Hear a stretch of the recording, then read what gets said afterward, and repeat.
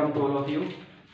दोस्तों, हम आपकी सेवा में एक और वीडियो लेकर के आए हैं और ये वीडियो दोस्तों 9th और 10th चैप्टर फर्स्ट है दोस्तों हमारा वास्तविक संख्याएं। चैप्टर फर्स्ट है वास्तविक संख्याएं, रियल नंबर्स। बिल्कुल हम पहले चैप्टर से स्टार्ट कर रहे हैं दोस्तों, अंत तक करेंगे, कोई दिक्कत नहीं। तो पहला चैप्टर है वास्तविक संख्याएं, रियल नंबर। तो देखना दोस्तों इस चैप्टर में क्या है। इस चैप्टर में देखना संख्याएं, ठीक है। तो इसमें संख्याएं आ रहा है, संख्याएं, तो इसलिए हमें संख्याओं का भी ज्ञान होना चाहिए क्योंकि चैप्टर का नाम ही संख्याएं है इसमें, ठीक है। तो इसमें हमें सारी संख्याओं के बारे में पता होनी चाहिए, ठीक है। तो देखते हैं, मैं आपको पहले संख्याओं के बारे में बताता हूं, उसके बाद हम अपने चैप्टर पे आगे फोकस करेंगे।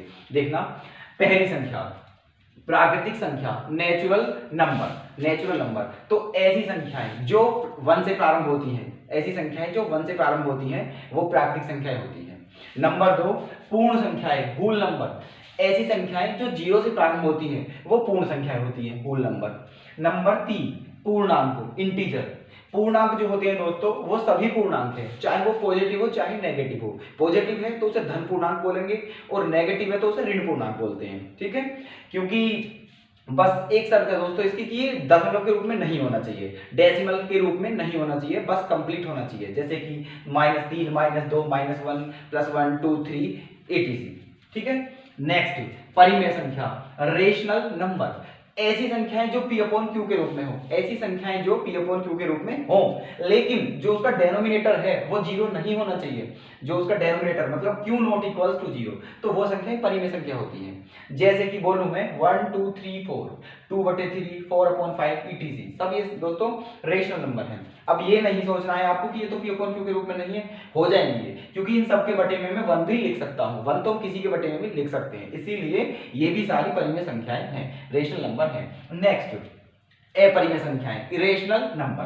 देखना इसका उल्टा है, ये क्या था, परिमेय संख्या, ए वर्ड लग गया, ए का मतलब बिना, ठीक है। तो जो उसकी शर्त थी उसका अपोजिट इसकी शर्त हो जाएगी। उसकी शर्त क्या थी, जिसे P/Q के रूप में लिखा जा सके, लेकिन इसकी शर्त क्या हो जाएगी, जिसे P/Q के रूप में ना लिखा जा सके, वो क्या होगी, अपरिमेय संख्याएं। तो फिर ऐसी कौन सी संख्याएं हैं जो अपरिमेय है, मतलब जिसके बटे में हम 1 नहीं लिख सकते। तो ऐसी वो संख्याएं हैं जो अंडर रूट में आए और वो अंडर रूट से बाहर ना निकले, जैसे कि √2, √3, √5, √7, √11, √13 वगैरह इसी टाइप से, ठीक है। नेक्स्ट, वास्तविक संख्याएं, रियल नंबर्स।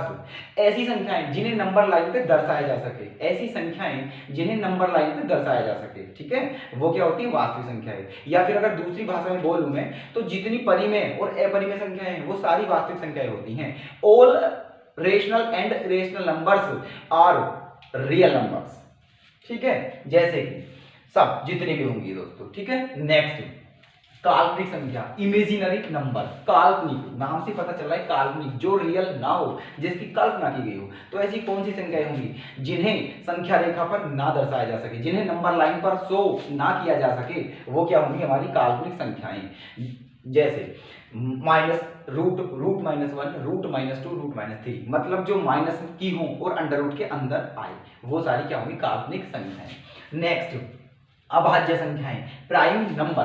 तो अभाज्य, ए माने बिना, भाज्य माने विभाजित होने वाली। तो ऐसी संख्याएं जो किसी अन्य संख्या से ना कटे, केवल और केवल खुद से कटे, किसी और से ना कटे, वो क्या होती हैं, अभाज्य संख्याएं। जैसे 2, 3, 5, 7, 9, 11, 13, 17, 23 etc, ठीक है।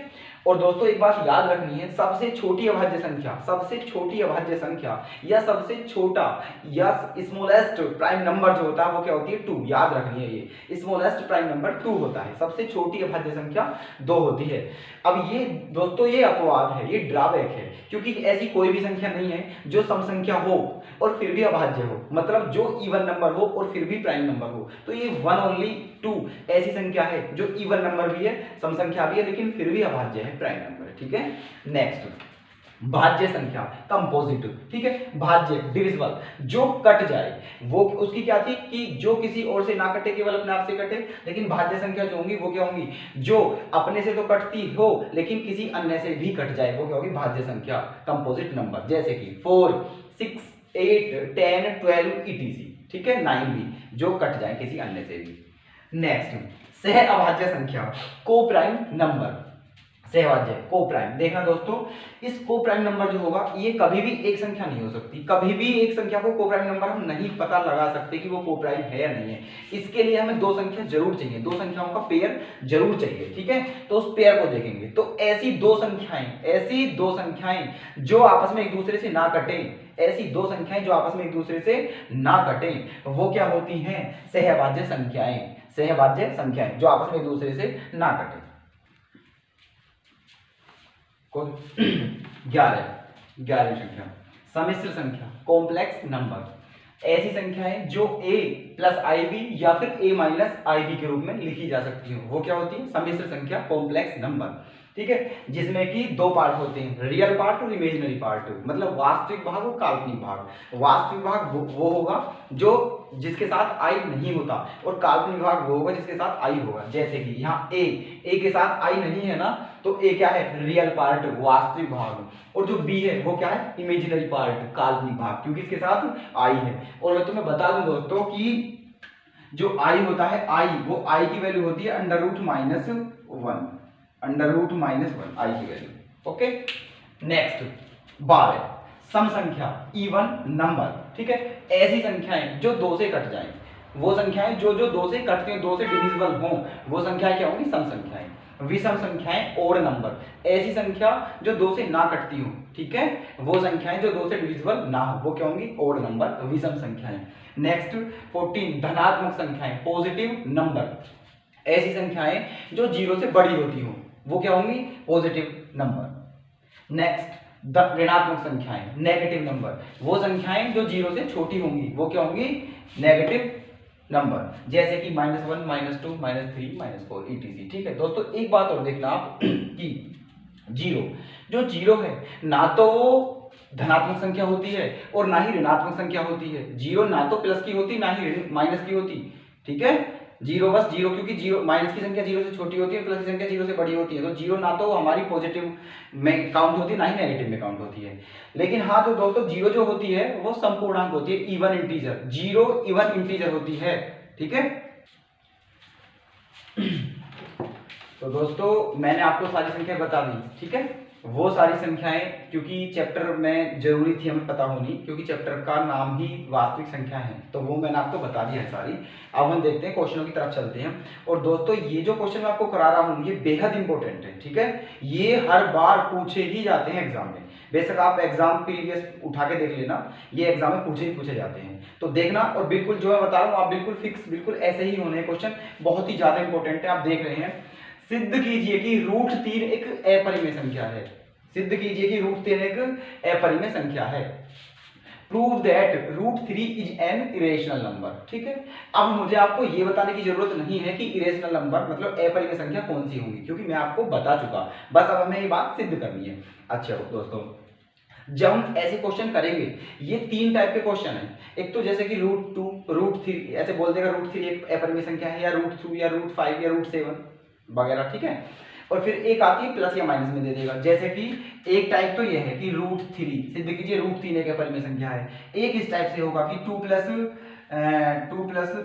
√3 एक अपरिमेय संख्या है। एक इस टाइप में दे देगा 4 प्लस √3 एक अपरिमेय संख्या है। ये 3 टाइप के दोस्तों क्वेश्चन बनते हैं यहाँ से, ठीक है। ये 3 टाइप के बनेंगे, तो मैं आपको सबके टाइप के बता देता हूँ क्वेश्चन, ठीक है। तो हम देख रहे हैं √3 एक अपरिमेय संख्या है। लेकिन दोस्तों जब भी ऐसे क्वेश्चनों को हम करेंगे तो हम उसका अपोजिट मान के चलते हैं। अपोजिट क्या प्रूफ करना है कि √3 एक अपरिमेय संख्या है, लेकिन हम मान के क्या चलेंगे कि √3 एक परिमेय संख्या है, ठीक है। देखो शुरू करते हैं हम अपना क्वेश्चन का प्रूफ, है ना। माना √3 एक परिमेय संख्या है, उल्टा मान के चलते हैं। माना लेट मीन्स माना, ठीक है। लेट माना √3 एक परिमेय संख्या है, √3 एक परिमेय संख्या है। इसकी इंग्लिश है दोस्तों √3 is a rational number, √3 is a rational number, ये हमने माना। और जब आपको पता है कि जो रेशनल नंबर होते हैं वो P/Q की फॉर्म में होते हैं, तो जब मैंने इसे रेशनल नंबर मान लिया तो इसका मतलब है P/Q की फॉर्म में होगा। तो इसीलिए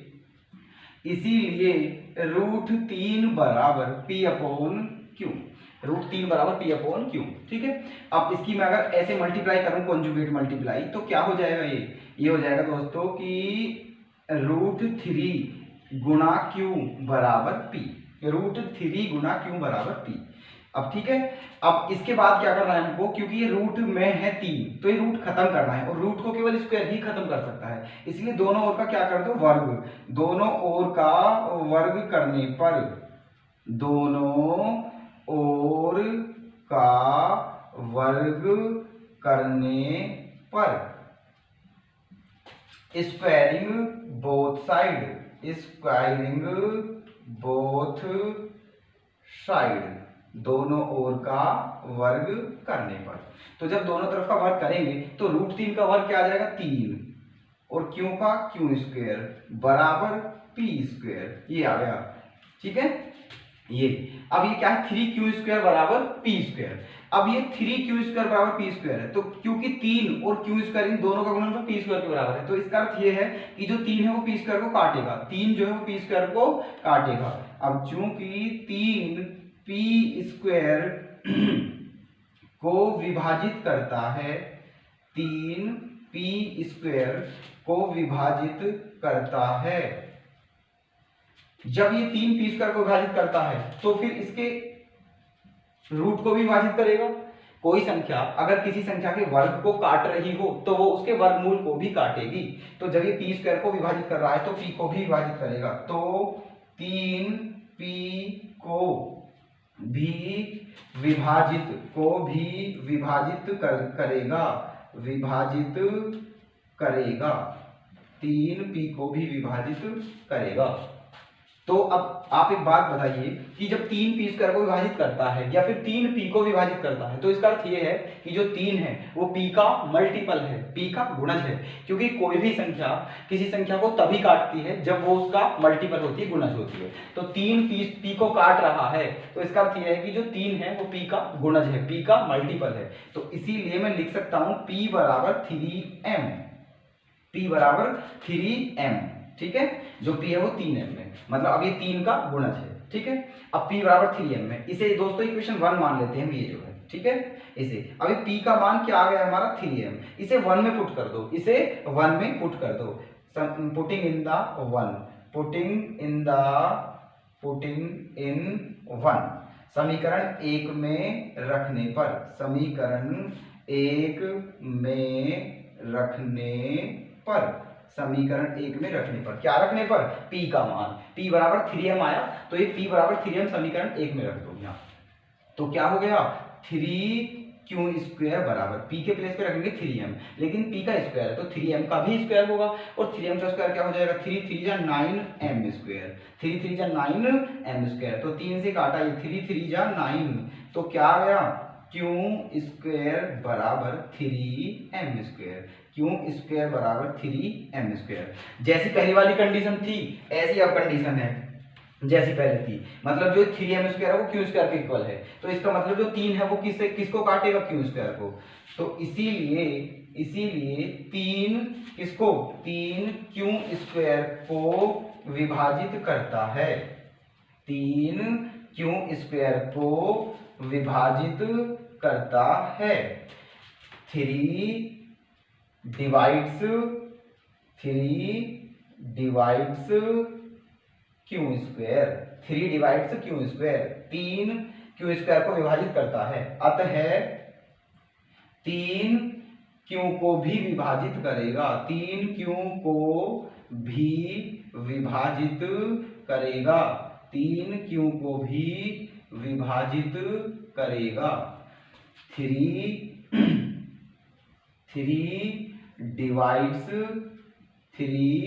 डिवाइड्स ऑल्सो Q।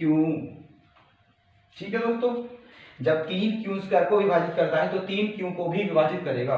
यही इंग्लिश दोस्तों यहाँ आ जाएगी ऐसे ही कि 3 डिवाइड्स P², तो 3 डिवाइड्स ऑल्सो P, जैसे ऐसे लिख लेना, आप समझ लेना। ठीक है, तो 3 डिवाइड्स Q², मतलब जो 3 है वो Q² को विभाजित करता है, तो 3 Q को भी विभाजित करेगा। अब आप ये देखना कि 3 ने अभी 3 p को भी विभाजित कर रहा है और 3 q को भी विभाजित कर रहा है। इसका मतलब 3 p का भी गुणज है और 3 q का भी गुणज है, 3 p और q दोनों का गुणज है। और जो संख्या दो संख्याओं की गुणज होती है या दोनों संख्याओं को काटती हो तो वो संख्या उन दोनों संख्याओं का में से होती है, HCF होती है, हाईएस्ट कॉमन फैक्टर। ठीक है, क्योंकि ये जो मैंने माना था √3 बराबर p/q, यहाँ जो था ना दोस्तों, ये p और q जो था, ये p और q इस प्रकार थे यहाँ कि इन दोनों का HCF 1 था, दोनों का HCF 1 था, p व q का में से बराबर 1, HCF of p and q, HCF of p and q बराबर 1। ये जो मैंने √3 बराबर p/q माना था, यहाँ p और q का में से कितना था 1, HCF कितना था p और q का 1। ठीक है, तो इसका मतलब क्या है कि ये जो p और q है ये केवल किससे कट रहे हैं 1 से और किसी से नहीं कट रहे हैं। लेकिन यहाँ के पता चला कि p 3 मतलब जो p है और q वो दोनों 3 से भी कट रहे हैं। किससे कट रहे हैं? 3 से भी कट रहे हैं, 3 से। ठीक है, जबकि यहाँ क्या है कि 3 मतलब जो p और q वो केवल 1 से कटते हैं और यहाँ क्या है कि 3 और मतलब जो p और q वो 3 से कट रहे हैं। इसका मतलब p और q का में से HCF कितना है 3, जबकि हमने क्या माना था 1, हमने माना था 1, लेकिन यहाँ क्या आ गया 3। इसका मतलब जो हमने माना था वो हमारी बात गलत है। ठीक है, हमारी बात गलत है जो हमने माना था, तो इसीलिए ये जो हमने माना था वो हमारी बात क्या हुई गलत। और हमने क्या माना था कि √3 एक परिमेय संख्या है, तो इसलिए √3 एक परिमेय संख्या नहीं होगी, √3 एक अपरिमेय संख्या होगी। यही बात हम लिख देते हैं दोस्तों कि चूंकि p व q का में से, p व q का में से बराबर कितना हो गया 3, HCF of p and q बराबर 3, HCF of p and q बराबर 3 आ गया में से।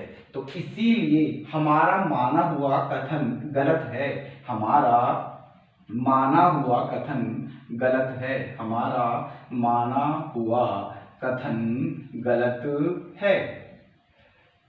और इंग्लिश में दोस्तों, our assuming statement is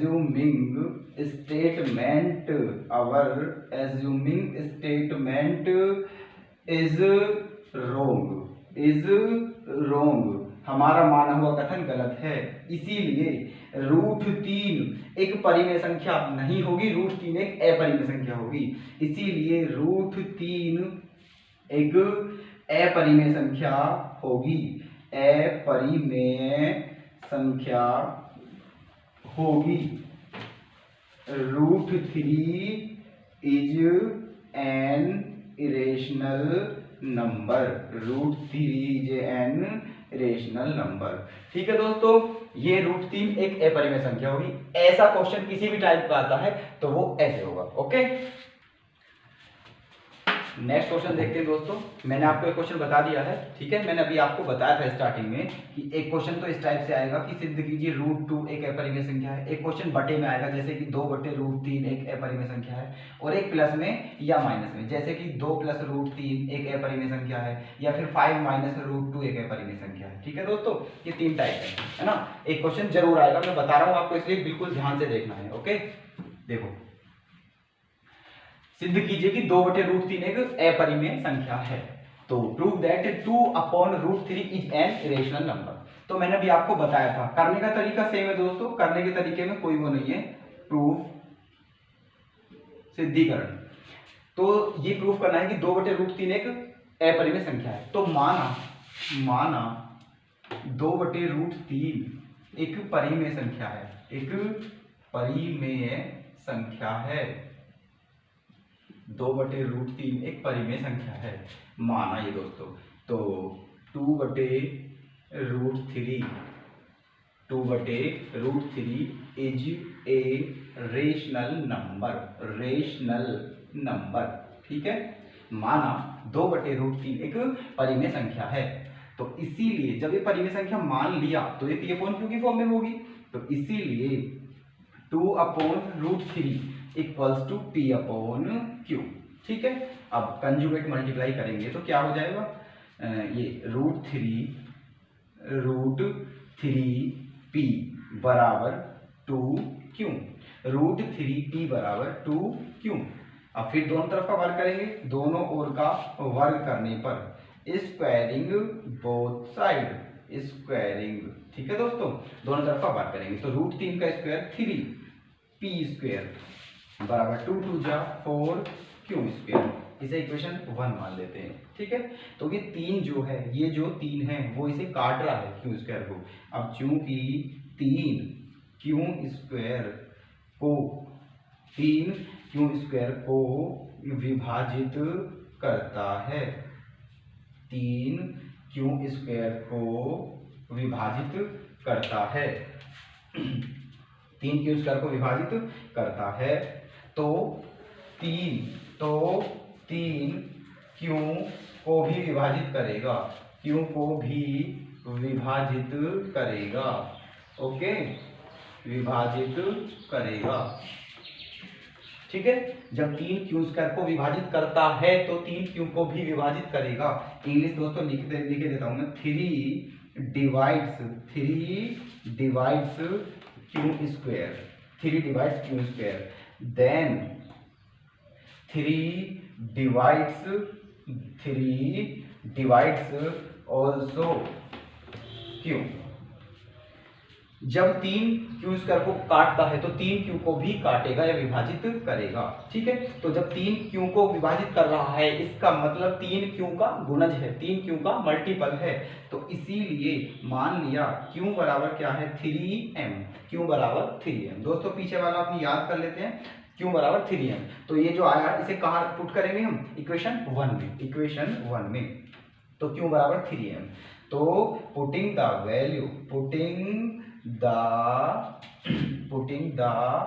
value of q इन 1, मतलब इसकी हिंदी है q का मान समीकरण 1 में रखने पर, तो यहां रखेंगे तो क्या हो जाएगा 3p² बराबर 4, q के प्लेस पे क्या होगा 3, तो 3 3 जा 9, क्या हो गया m², 3 3 जा 9m², तो 3 से कितनी बार 3 बार, तो फिर क्या आया p² बराबर 4 3 जा, या फिर ऐसे ही रहने देते हैं इसे कि 3 गुना 4m²। अब जो 3 है वो इसे भी काट रहा है, ठीक है, 3 इसे भी काटता है, ठीक है, ये आ गया है ना 3, क्योंकि 3 यहाँ ऐसे, तो इसीलिए 3 3p² को विभाजित करता है, 3p² को विभाजित करता है, 3p² को विभाजित करता है, तो 3p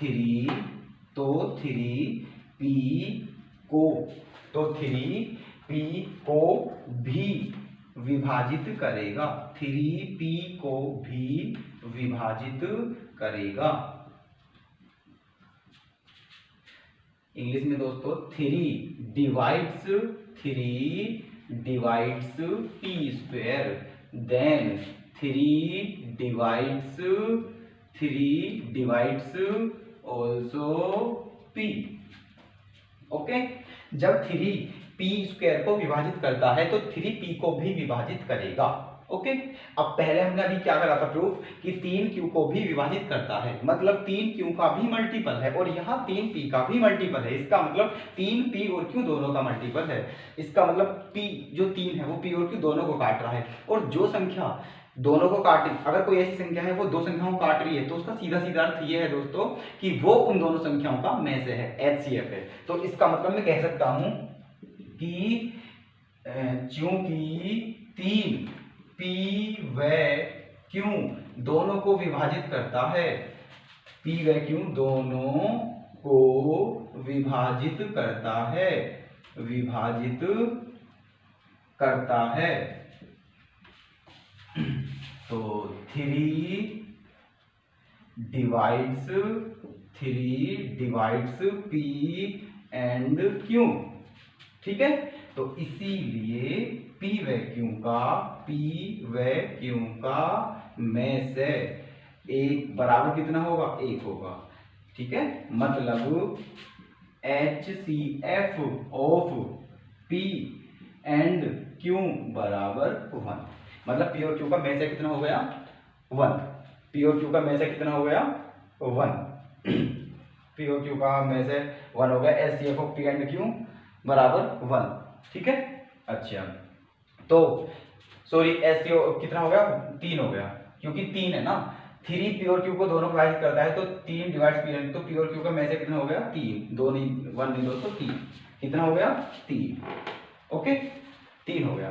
तो और यहाँ जो हमने माना था, मैंने आपको इससे पिछले क्वेश्चन में ही बताया था कि जब हम इन दोनों को P बटे Q के रूप में मानते हैं तो यहाँ पर P और Q का HCF कितना होता है, 1। P और Q का HCF कितना होता है, 1, HCF 1। ठीक है दोस्तों, 1 होता है, लेकिन यहाँ कितना आ गया, 3 आ गया, तो हमारी बात का विरोध हुआ, हमारी बात का विरोध हुआ। हम कहते हैं कि P और Q का HCF 1 है, लेकिन यहाँ क्या आ गया, 3। इसका मतलब हमारी बात का विरोध हुआ, तो हमारी बात क्या प्रूफ होती है, गलत।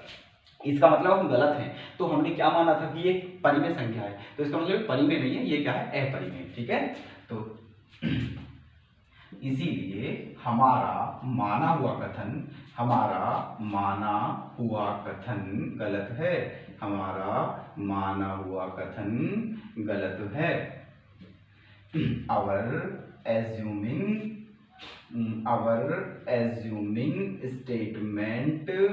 our assuming statement is wrong। ठीक है दोस्तों, तो इसीलिए 2/√3 एक अपरिमेय संख्या है, एक अपरिमेय संख्या है। 2/√3 is an irrational number. 2/√3 is an irrational number, hence proved. यही हमें सिद्ध करना था दोस्तों। ठीक है, तो ये ऐसे होगा। ओके, नेक्स्ट क्वेश्चन दोस्तों, तीसरा, जो कि तीसरा टाइप है। 2 टाइप आपको मैं बता चुका हूँ, तीसरा टाइप इस टाइप से, अगर बीच में प्लस आ जाए फिर माइनस आ जाए तो कैसे करना है, प्रूफ, सिद्धिकरण। वही तरीका, माना 5 + 2√3 एक परिमेय संख्या है, एक परिमेय संख्या है, एक परिमेय संख्या है। मतलब 5 + 2√3 इज ए रेशनल नंबर। तो इसीलिए 5 + 2√3 बराबर क्या होगा, P/Q। अब दोस्तों इसमें एक बात याद रखनी है, जो अंडर रूट वाली संख्या है वो एक तरफ रखनी है, बाकी सब दूसरी तरफ ले जानी है। तो √3 है केवल, बाकी सब कुछ दूसरी तरफ जाना है, तो 5 भी दूसरी तरफ जाना है। तो 5 को जब दूसरी तरफ ले जाएंगे तो क्या हो जाएगा, 2√3 बराबर P/Q - 5। ठीक है, अब अभी 2 है इसके साथ, इसे भी दूसरी तरफ ले जाते हैं, लेकिन ये 2 मल्टीप्लाई में है, गुणा में है, इसलिए ये कहाँ जाएगा, भाग में, डिवाइड में, बटे में। तो √3 बराबर क्या हो जाएगा, P/2Q -5/2 P आ गया दोस्तों। ठीक है, अब इसमें हम देखते हैं, हमने ये रेशनल नंबर माना तो P/Q माना। तो जब अब आप ये बताइए कि रेशनल नंबर हमेशा रेशनल नंबर के इक्वल होगा और इरेशनल नंबर हमेशा इरेशनल नंबर के इक्वल होगा, मतलब जो परिमेय संख्या है वो परिमेय संख्या के ही बराबर होगी और जो अपरिमेय संख्या है वो हमेशा अपरिमेय संख्या के ही बराबर होगी। ऐसा कभी नहीं हो सकता कि कोई इरेशनल नंबर रेशनल नंबर के इक्वल हो, मतलब कोई अपरिमेय संख्या परिमेय संख्या के बराबर हो, या फिर कोई रेशनल नंबर इरेशनल के बराबर हो, कोई परिमेय संख्या अपरिमेय संख्या के बराबर हो। ठीक है, तो देखना दोस्तों, अभी मैंने आप सिद्ध किया था ना अभी कि √3 एक अपरिमेय संख्या है। अभी आप पहला क्वेश्चन हमारा यही था कि √3, तो ये अपरिमेय संख्या है। जबकि आप इधर जाकर देखो, ये तो परिमेय संख्या है, क्योंकि देखना P/Q दोनों P/Q के रूप में है, मतलब LHS और RHS बराबर नहीं हो सकते। ठीक है, क्योंकि P/2Q - 5/2 एक परिमेय संख्या है, एक परिमेय संख्या है, जबकि √3 एक अपरिमेय संख्या है, जबकि √3 एक अपरिमेय संख्या है ना।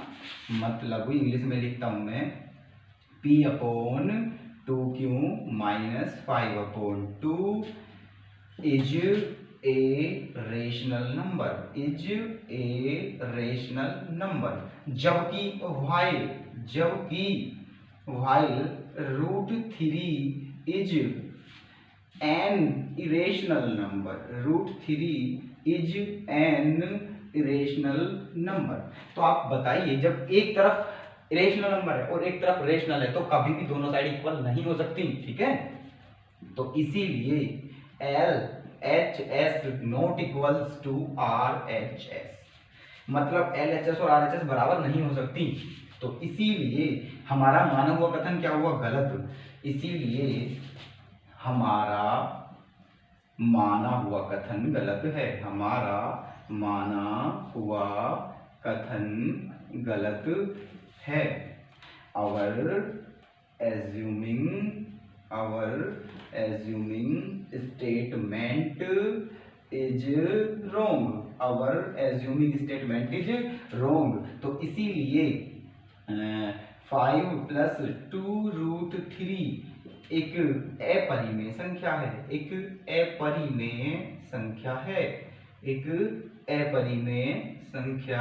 है, मतलब 5 + 2√3 is an irrational number, hence proved, यही सिद्ध करना था दोस्तों।